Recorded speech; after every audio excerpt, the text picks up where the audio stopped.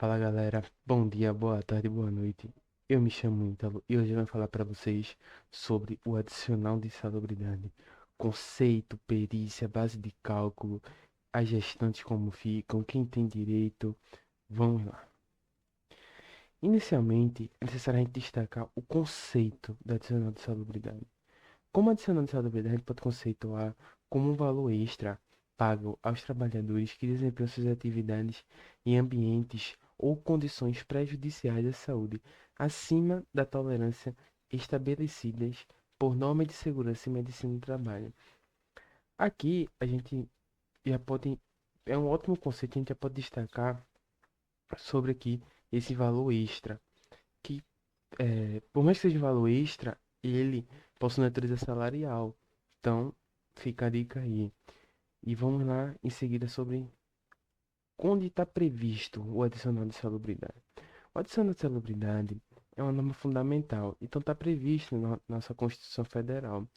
A Constituição Federal prevê no artigo 7º, inciso 28, que são direitos dos trabalhadores.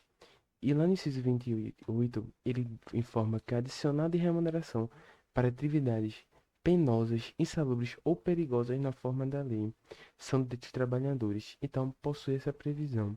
Além disso, no artigo 189 da CLT, prevê que serão consideradas atividades ou operações insalubres aquela que, por natureza, condições ou métodos de trabalho expõem os empregados a agentes nocivos à saúde acima dos limites de tolerância fixados em razão da natureza e da intensidade do agente e o tempo de exposição e seus efeitos. A gente já tem que destacar algumas coisas aqui, que é a disponibilidade é para aquelas pessoas que estão em natureza, em suas condições, métodos de trabalho que expõem sua integridade física, sua saúde. Existem agentes nocivos que estão expondo sua saúde acima dos limites tolerados e fixados. Qual o objetivo, né, do adicional de insalubridade?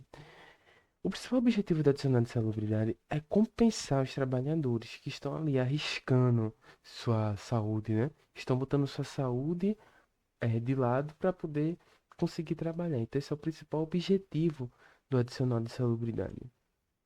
Em seguida, é necessário a gente destacar a súmula 448 do TST, que prevê o seguinte: não basta a constatação da estrutura por meio de laudo pericial para que o empregado tenha direito ao respectivo adicional, sendo necessário a classificação da atividade insalubre em relação oficial elaborada pelo Ministério do Trabalho.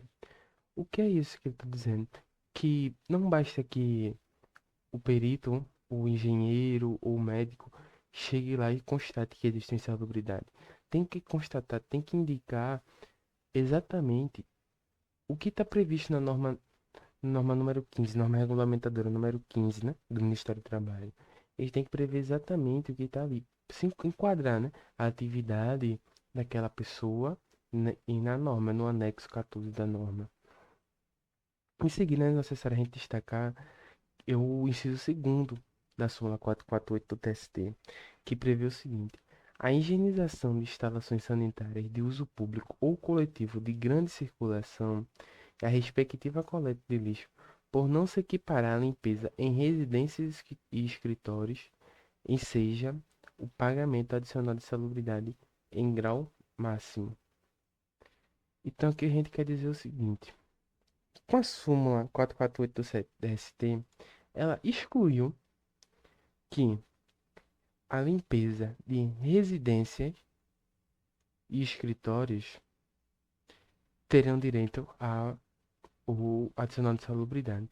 A princípio, quando a gente lê essa súmula, é, profissionais de limpeza que atuam dentro de residências e escritórios não possuem direito a adicional de salubridade. Existem as exceções, mas se você for levar para prova, se você for levar para qualquer outro questionamento que o TRT, limpeza, profissionais de limpeza que entre residência e escritórios não têm direito adicional de salubridade. Vamos lá na perícia. É necessário a gente começar lendo o artigo 195 da CLT, que prevê o seguinte: A caracterização e classificação da insalubridade e da periculosidade, segundo as normas do Ministério do Trabalho, faz-se através da perícia a cargo do médico do trabalho ou engenheiro do trabalho registrado. O que é que eles querem dizer? Que a perícia é imprescindível para a caracterização do adicional de salubridade. Então aqui, o artigo 195 deixa bem claro isso, que, sendo possível, deve ser nomeado um perito para constatar a insalubridade. Ele traz aqui essa obrigatoriedade. Na possibilidade de ser nomeado um perito para avaliar, deve ser nomeado. Em seguida, a gente pede aqui a orientação jurisprudencial 278, né? Que ele diz o seguinte: a realização de perícia é obrigatória para a verificação da insalubridade.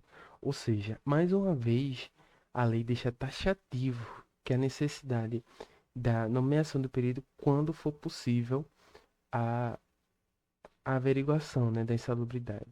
Agora, um questionamento, então, e se não for possível, né? E que a nomeação do perito, se não for possível averiguar se existiu ou não insalubridade aí, essa orientação já serve justamente para isso, porque ela informa o seguinte: quando não for possível sua realização, como em caso de fechamento da empresa, poderá o juiz utilizar de outro meio de prova. Então, a, o- a não nomeação do perito é uma exceção. Em regra, deve ser nomeado um perito de todas as formas. Caso não seja possível a nomeação do perito, aí sim é que o juiz vai utilizar de outros meios de prova para poder averiguar se ali existia ou não a insalubridade. Ainda no tópico da perícia, é necessário a gente destacar a posição do TST em relação à diferença de médico, engenheiro, para fim de caracterização e classificação da insalubridade. Para o TST, não existe distinção entre esses experts no assunto. É o que diz justamente a orientação jurisprudencial 165 da primeira seção da TST, que não existe essa distinção entre eles. Em seguida, é necessário a gente destacar a súmula 293 do TST, onde ele prevê o seguinte: se na petição inicial o advogado, né, ou o autor solicitam justamente que existia a presença de tal agente, um agente físico de insalubridade. Só que lá vai lá o perito e constata que existia não um agente físico, mas sim um agente químico. Isso para o TST não acaba com o pedido do autor, como a gente pode ver aqui. A verificação mediante perícia de prestação de serviços em condições nocivas, constrangindo sendo diversa apontada no inicial, não prejudica o pedido adicional de salubridade. Então, mesmo que você tiver indicado outro agente nocivo à saúde na sua inicial, do que aquele constatado em perícia, isso não vai prejudicar em nada o empregador. Agora, em relação ao percentual de salubridade. O percentual de salubridade, ele é dividido da seguinte forma: 10% caso a insalubridade for em grau mínimo, 20% em grau médio e 40% em grau máximo. A gente pode ver aqui o seguinte, que ele inicia em 10% e sempre vai dobrando, dobrando, dobrando, dobrando. Então, para fim de prova, já fica a dica aí, ele sempre vai dobrando e inicia em 10%. Dobra, 10 vira 20, de 20 vira 40. A base de cálculo para o adicionado de salubridade. O STF, inicialmente, proibiu a vinculação do salário mínimo à base de cálculo. Senão a gente vê aqui na súmula vinculante número 4 do STF.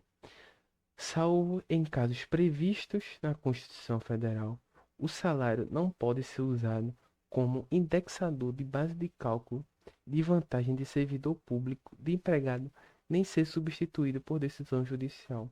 Mas aí, Ítalo, como é que vai ser calculado agora o adicional de salubridade? Será que é sobre o salário mesmo do empregado?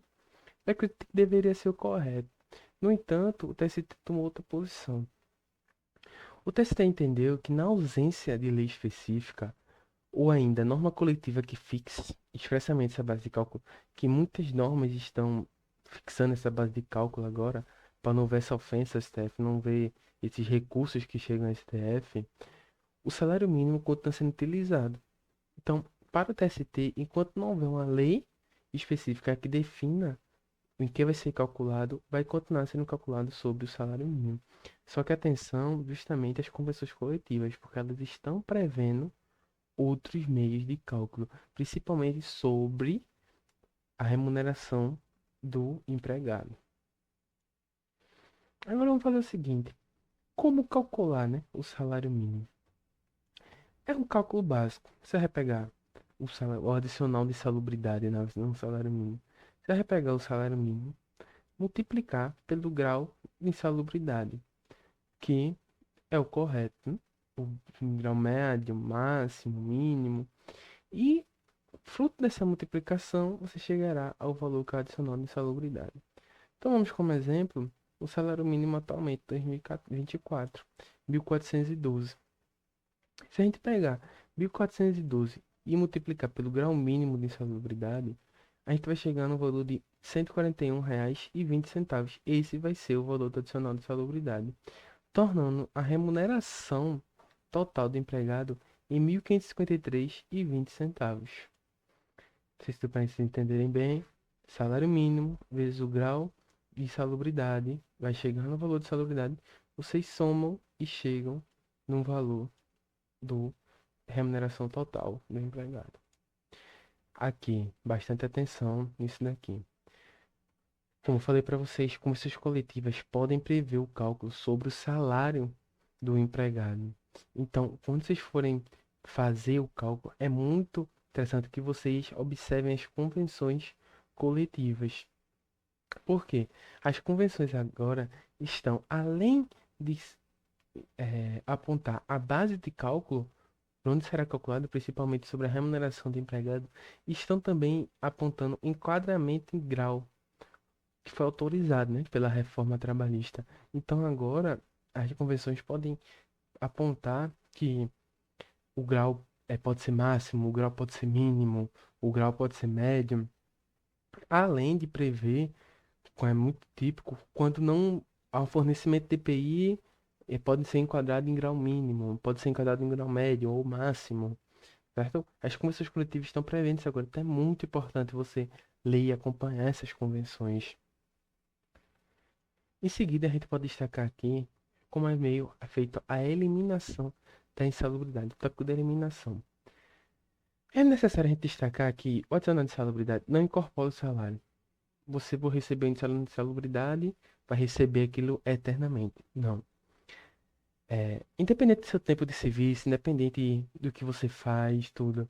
Se a insalubridade for diminuída, quebrada ou extinta, você vai deixar de receber o adicional de salubridade. Isso a gente podemos destacar o seguinte: a súmula 80 do TCE diz aqui, ó, a eliminação da insalubridade mediante fornecimento de EPIs exclui a percepção do respectivo adicional de salubridade. Então, com isso, a gente pode entender o seguinte: pessoas trabalham sem receber, né, os respectivos EPIs. Aí acabam sendo enquadrados no adicional de salubridade. Só que por um acaso a empresa resolve adquirir esses EPIs. Ela adquirindo esses EPIs e fornecendo aos empregados que devem assinar o recebimento desses EPIs, acaba com o direito do empregado receber o adicional de salubridade. Ainda sobre a eliminação do adicional de insalubridade, a gente pode destacar aqui duas súmulas, a súmula 248 e 289 do CLT.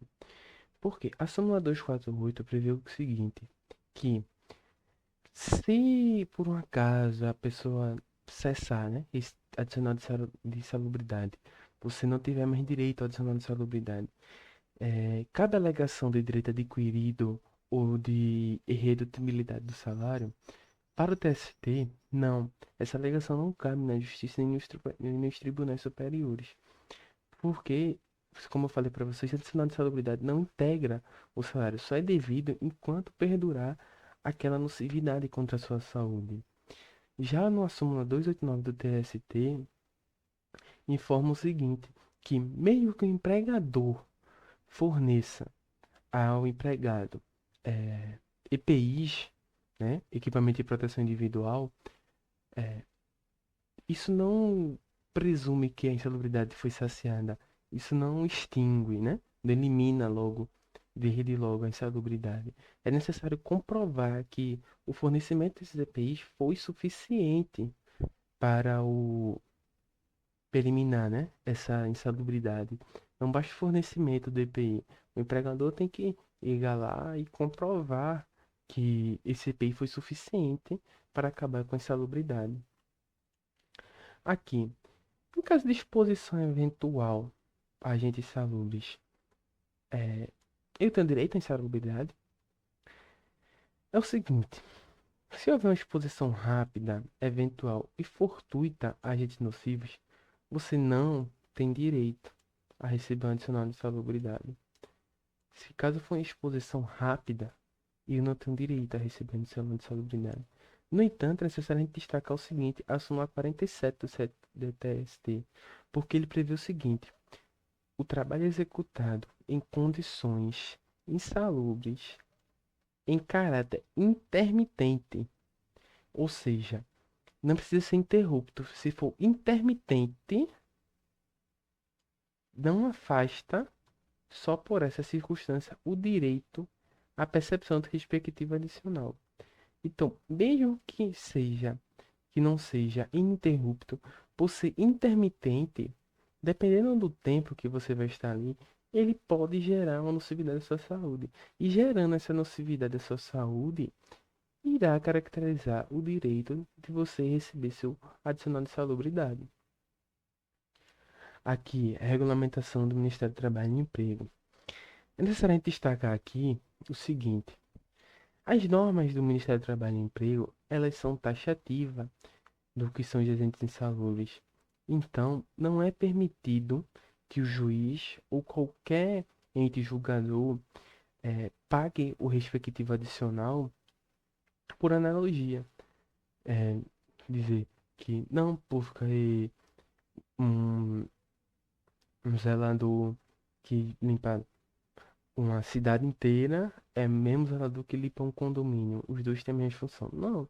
Lá no Ministério do Trabalho e Emprego existe essa distinção e informa, né? Que o pessoal dos garis que fazem a limpeza das ruas, tudo, devem receber adicional de salubridade. Se não for fornecer DPI, nada disso. Já os zeladores de condomínios, escritórios, não têm direito, né, a receber esses EPIs, como apontei para vocês na súmula 448 do TST. A súmula 448 do TST, que prevê, né, que a empresa de residência e escritórios não enseja o pagamento, a norma regulamentadora, né? Prevê isso. Então não tem como ter analogia desses dois. Ela é taxativa. Em relação às gestantes, como ficam as gestantes, né? O artigo 394-A preveu como deve ser, né? A da CLT preveu como deveria ser, né? Que para as gestantes teriam que ter um atestado da uma médica de confiança, teria que ter uma recomendação de afastamento, tudo isso, como tá aí para vocês. No entanto, na ação direta de inconstitucionalidade número 5938, o STF entendeu que, seja o grau que for de insalubridade, a gestante tem que ser afastada, tem que alterar ela de cargo. Ela não pode continuar naquele cargo que existe insalubridade. E caso ela, na empresa, não tenha outro cargo para exercer, ela terá que receber o salário maternidade, previsto no artigo 394-A, parágrafo 3º da CLT. Pronto, é isso, galera. Eu espero que vocês tenham gostado. Curte, compartilha, comenta aí embaixo pra gente aumentar ainda mais a democratização desses direitos e desses estudos. Um abraço, um abração, sobre a bênção de Deus. Até a próxima.